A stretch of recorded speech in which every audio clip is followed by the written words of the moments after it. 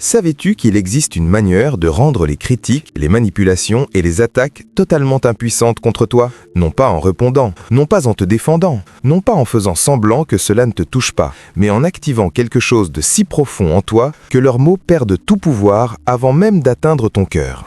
Imagine traverser ta journée avec une armure invisible, une armure qui ne bloque pas les coups, mais les dissout. Ce n'est pas de l'indifférence, ce n'est pas une froideur artificielle, c'est un réalignement intérieur, un basculement énergétique, un mécanisme quantique de conscience que très peu de gens comprennent. Aujourd'hui, je vais te révéler ce secret spirituel qui relie la psychologie jungienne à la mécanique quantique de ton être. Et si tu restes jusqu'à la fin, tu comprendras comment ignorer et même écraser intérieurement ceux qui cherchent à t'affecter.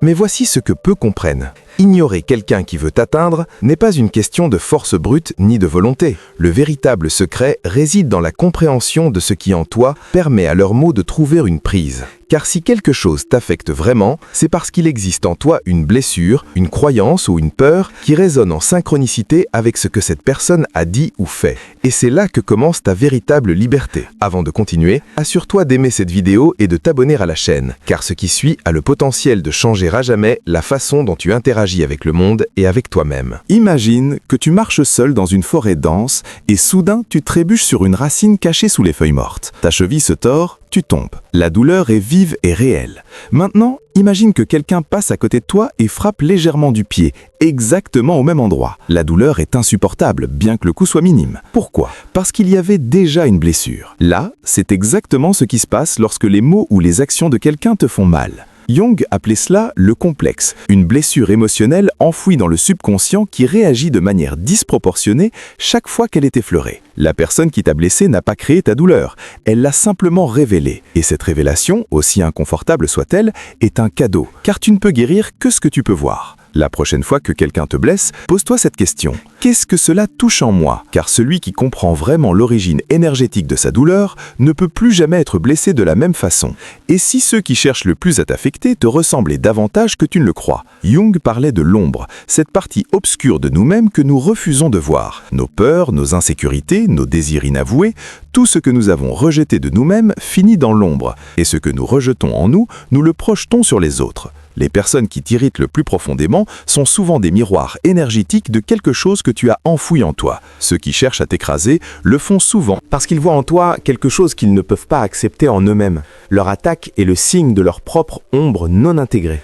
Comprendre cela change radicalement leur pouvoir sur toi. Car comment quelqu'un peut-il t'écraser si tu comprends que ses coups ne parlent pas de toi, mais de lui? Imagine que tu es assis dans une salle de cinéma. Le film qui se joue est intense, dramatique. Tu regardes tout cela depuis ton siège. Tu le ressens, tu es touché. Mais tu sais que tu n'es pas dans l'écran. Tu es l'observateur conscient. Jung décrivait cette partie de notre conscience qu'il appelait le soi observateur. Cette partie de toi qui peut regarder tes émotions, tes pensées et les actions des autres sans s'y perdre est ton véritable champ de conscience quantique. Quand tu opères depuis cet espace intérieur, les mots des autres perdent leur prise, non pas parce que tu es devenu insensible, mais parce que tu n'es plus en résonance avec ce qui est attaqué. La prochaine fois que quelqu'un dit quelque chose qui commence à t'affecter, fais une pause, prends du recul, regarde la scène de l'extérieur et demande-toi, est-ce que ce qui se passe ici me définit vraiment? Ou est-ce simplement une onde qui traverse mon champ de conscience? Pense à ce que tu fais lorsque quelqu'un cherche à t'affecter. Peut-être tu rumines leurs mots pendant des heures, tu rejoues la scène dans ta tête, et dans tout ce processus, tu continues à lui donner de l'énergie. Jung parlait de l'énergie psychique comme d'une ressource précieuse. Quand tu passes des heures à ressasser ce que quelqu'un t'a fait, tu lui transfères ton énergie vitale. Imagine que ton champ énergétique est comme l'eau dans un puits. Chaque rumination puise sans jamais remplir. Et petit à petit, tu te vides, non pas parce que l'autre t'a vaincu, mais parce que tu lui as offert les clés de tes réserves intérieures. Chaque fois que ton esprit tourne autour de quelqu'un qui t'a blessé, respire profondément et dis intérieurement « Je reprends cette énergie, elle m'appartient ». Car le seul endroit où tu as réellement du contrôle, c'est ton champ vibratoire intérieur. Il y a une arme que très peu utilisent et qui est pourtant la plus puissante. Ni la riposte, ni la justification, mais le silence. Lorsque tu es connecté à ta fréquence intérieure, tu n'as plus besoin de te défendre ni de prouver quoi que ce soit, car ta valeur ne réside pas dans ce que les autres pensent de toi, elle réside dans la cohérence de ton champ vibratoire. Le silence, c'est le choix conscient de ne pas entrer en résonance avec ce qui cherche à te diminuer. Chaque fois que tu réagis impulsivement, tu crées une synchronicité négative. Tu offres exactement ce dont l'autre avait besoin, ton attention, ton énergie et ton trouble intérieur. La prochaine fois que tu te sens provoqué, demande-toi intérieurement, est-ce que ce qui vient de se passer mérite vraiment que je brise ma fréquence de paix ? Ce non prononcé silencieusement est l'acte de puissance intérieure le plus fort que tu puisses accomplir. Pense à ce que tu fais lorsque quelqu'un cherche à t'affecter. Peut-être tu rumines leurs mots pendant des heures, tu rejoues la scène dans ta tête, et dans tout ce processus, tu continues à lui donner de l'énergie. Jung parlait de l'énergie psychique comme d'une ressource précieuse. Quand tu passes des heures à ressasser ce que quelqu'un t'a fait, tu lui transfères ton énergie vitale. Imagine que ton champ énergétique est comme l'eau dans un puits. Chaque rumination puise sans jamais remplir, et petit à petit, tu te vides. Non pas parce que l'autre t'a vaincu, mais parce que tu lui as offert les clés de tes réserves intérieures. Chaque fois que ton esprit tourne autour de quelqu'un qui t'a blessé, respire profondément et dis intérieurement « Je reprends cette énergie, elle m'appartient ». Car le seul endroit où tu as réellement du contrôle, c'est ton champ vibratoire intérieur. Il y a une arme que très peu utilisent et qui est pourtant la plus puissante. Ni la riposte, ni la justification, mais le silence. Lorsque tu es connecté à ta fréquence intérieure, tu n'as plus besoin de te défendre ni de prouver quoi que ce soit, car ta valeur ne réside pas dans ce que les autres pensent de toi, elle réside dans la cohérence de ton champ vibratoire. Le silence, c'est le choix conscient de ne pas entrer en résonance avec ce qui cherche à te diminuer.